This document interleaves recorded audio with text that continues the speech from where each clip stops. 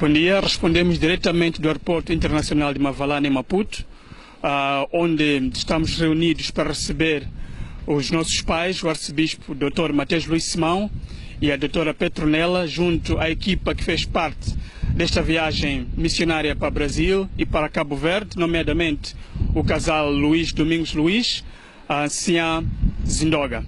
Então, estamos aqui para recebê-los com alegria. Temos aqui uma vasta equipa de pastores, crentes no geral, anciãos e líderes para receber e dizer bem-vindo aos nossos pais, depois de mais de 3 semanas trabalhando arduamente no Brasil e em Cabo Verde. Uma vez do Aeroporto Internacional, como dissemos antes, estamos aqui para receber os nossos pais que vêm do Brasil e Cabo Verde. Mencionamos também que estamos aqui com uma vasta equipa de pastores, anciãos e crentes no geral para receber os nossos pais. Temos aqui o ancião David, e por sinal é filho dos nossos pais, e queremos ouvir dele como é que se sente receber papá hoje, depois de muito tempo fora de casa e fora do país. Muito obrigado. Realmente sinto é uma alegria muito grande, em que é até difícil explicar esta alegria. Os papais estarem fora por cerca de 35 dias não é fácil, mas para mim ou para nós como filhos é uma grande alegria. Quais seriam as primeiras palavras que diria ao papai e à mamã logo que os ver? As primeiras palavras é I love you so much. Mais uma vez temos aqui alguém que também veio para receber o arcebispo hoje na sua chegada do Brasil e de Cabo Verde. Por sinal é sua neta. Queremos ouvir qual é a emoção, qual é o sentimento que tem em relação à chegada dos nossos pais, que é seus avós. Como é que se sente com a vinda dos nossos pais, que são seus avós, hoje, depois de muito tempo fora de Moçambique? Me sinto muito honrada por estar aqui a lhes receber, porque depois de muito tempo, acho que 1 mês e 5 dias, é uma grande emoção eles ver de novo aqui. E quais são as primeiras palavras que vai dizer a ele quando se encontrar com ele? Palavras me faltarão, mas a primeira coisa que hei de fazer é lhes abraçar. Muito obrigado. Deus abençoe.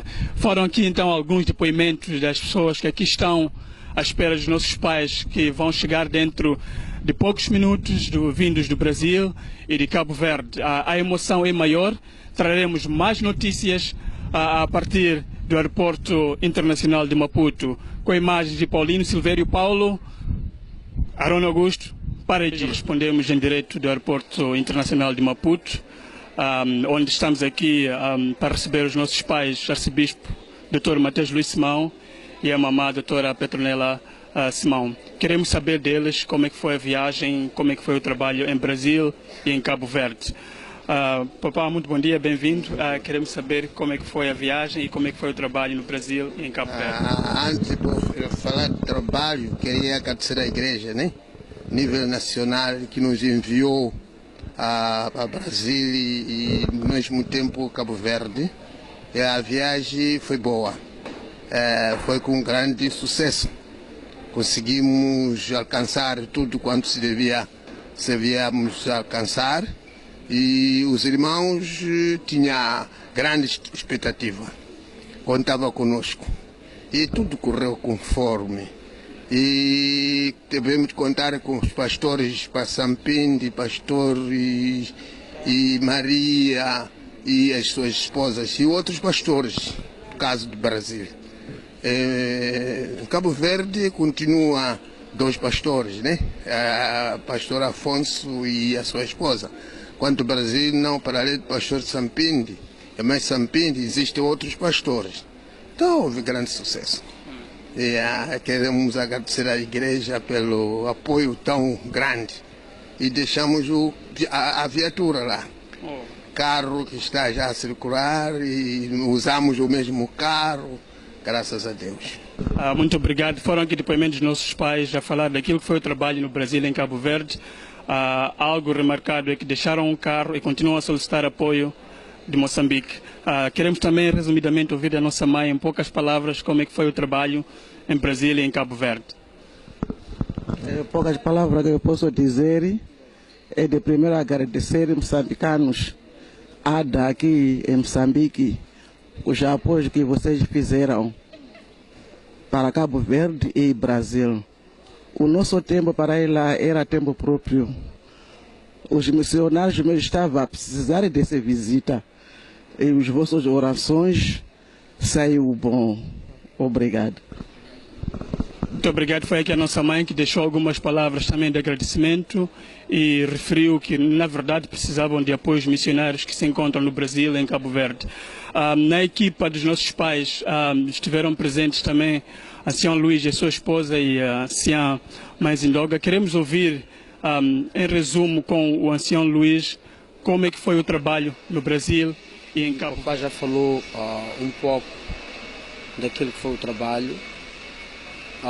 Nós podemos ir em alguns detalhes. Quando nós saímos aqui dia 6, chegamos dia 7, fomos muito bem recebidos. Dada a natureza do trabalho que encontramos em São Paulo, foi preciso começar a desenhar estratégias para ajudarmos o crescimento do trabalho.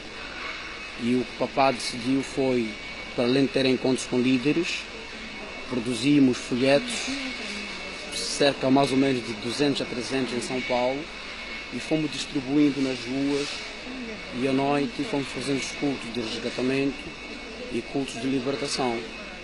E como sabem, nós temos mais ou menos 4 igrejas no Brasil. Temos São Paulo, onde está o pastor Sampinte, temos Diadema, onde está a pastora Tânia, e temos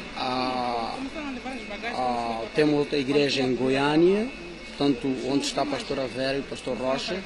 Chama-se a igreja de uma pequena cidade que tem o nome de Abadiânia.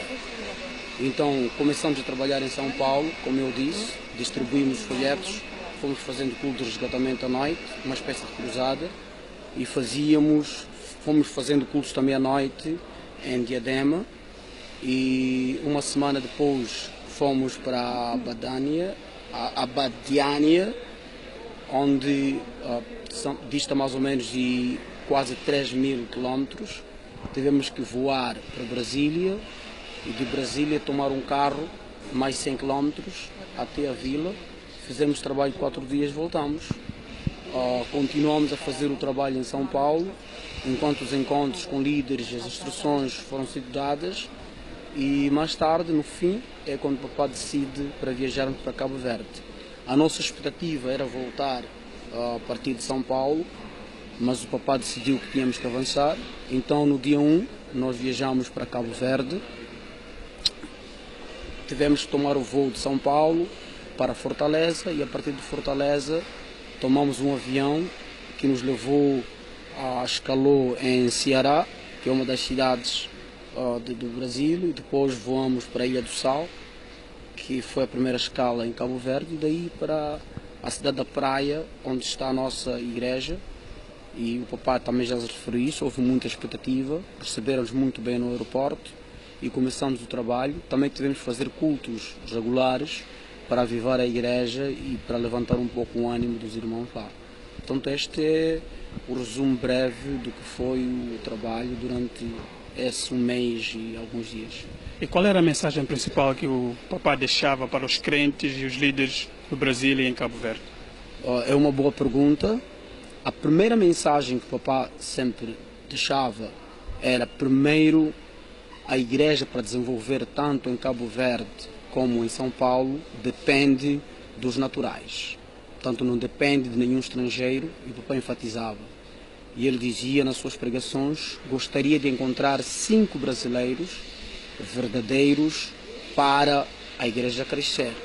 E em Cabo Verde ele dizia a mesma coisa: o trabalho para crescer em Cabo Verde depende dos brasileiros. A outra mensagem que o papá deixava era que é preciso que os crentes, tanto os líderes, nasçam de novo. E ele tomava muito exemplo da maneira como ele se converteu. Ele disse que um dia foi apanhado de surpresa foi puxado para a igreja. Quando chegou na igreja, viu uma contribuição e ele ficou perturbado porque não sabia o que fazer, mas foi a partir dali que ele entrou na igreja, converteu-se e mudou de vida até hoje. Então, outra mensagem que o Papa pregava era que é preciso que os crentes nasçam de novo. A outra mensagem importante que o Papa pregava era acerca do Espírito Santo. Ele dizia que sem o Espírito Santo não podemos esperar grandes coisas, nem de crentes, nem de líderes. Então, os crentes, como líderes, precisam ter Espírito Santo. Porque, de acordo com Atos dos Apóstolos, capítulo 1, versículo 8, ele dizia que Jesus disse, recebereis poder. Então, é preciso que o líder tenha poder. A outra mensagem que o Papa sempre enfatizava era que liderança não é título. E ele assemelhava isso quando nós vamos às conferências, nós recebemos o Carachá. O Carachá identifica o seu título, mas não é isto que faz com que o trabalho ande. Ele dizia que liderança são resultados, não é título. Há muita gente que fica parado no título e não acontece mais nada. Tem nome, é chamado de nome, mas não tem frutos. Então ele dizia liderança não é título, liderança são resultados. Então ele queria dizer que espera-se dos líderes que eles produzam resultados. A outra mensagem que sempre ele enfatizava, que está no livro de Titos, segundo Titos, era que Paulo recomendava a Titos que perseverasse na doutrina, ensinasse a doutrina, e aquilo que ele ouviu de Paulo é isso que ele devia transmitir aos fiéis. E o Papa dizia, como Paulo também dizia, que não se atrapalhe com palavras profanas, etc, mas siga a doutrina e siga a verdade. E a outra mensagem que o Papa muito ensinava aos líderes, falava de governo da igreja. Há um livro que o Papa Guto escreveu que fala sobre o governo da igreja. O Papa Guto diz, e o Papa citava, que não podemos falar de desenvolvimento da igreja sem falar do governo da igreja. E o governo da igreja não pode, o governo da igreja, a igreja não vai desenvolver se o governo da igreja não estiver alinhado com o plano de Deus para o crescimento da igreja, que é a grande comissão, não é? E ele dizia, a palavra de Deus diz, ide a todo mundo e pregai o evangelho. E ele dizia, este é o plano de Deus, e se a igreja quiser crescer, é preciso a liderança alinhar-se a este plano de Deus, que é converter novas almas. E ele dizia mais, de acordo com Atos dos Apóstolos, capítulo 2, versículo 41, 42, lá para baixo, ele dizia, de acordo, citando o livro, que a igreja primitiva crescia, porque eles perseveravam na doutrina dos apóstolos, na comunhão, no partir do pão e nas orações. Então, a união e o amor é que fazia com que a igreja crescia. E esse livro fala também de mudança, que há líderes antigos que não aceitam mudança. E ele dizia que há tempo para todas as coisas debaixo da terra. Então, há mudanças que vêm para a igreja para poder crescer. E ele citava, inclusivamente, o livro de Éxodo, que fala sobre Moisés a escolher líderes e a dar cargos de acordo com a sua capacidade. Onde ele dizia, se tu fosse dado um cargo para dirigir 10, o outro foi dado 100, outro foi dado 1000, é de acordo com a capacidade de cada um.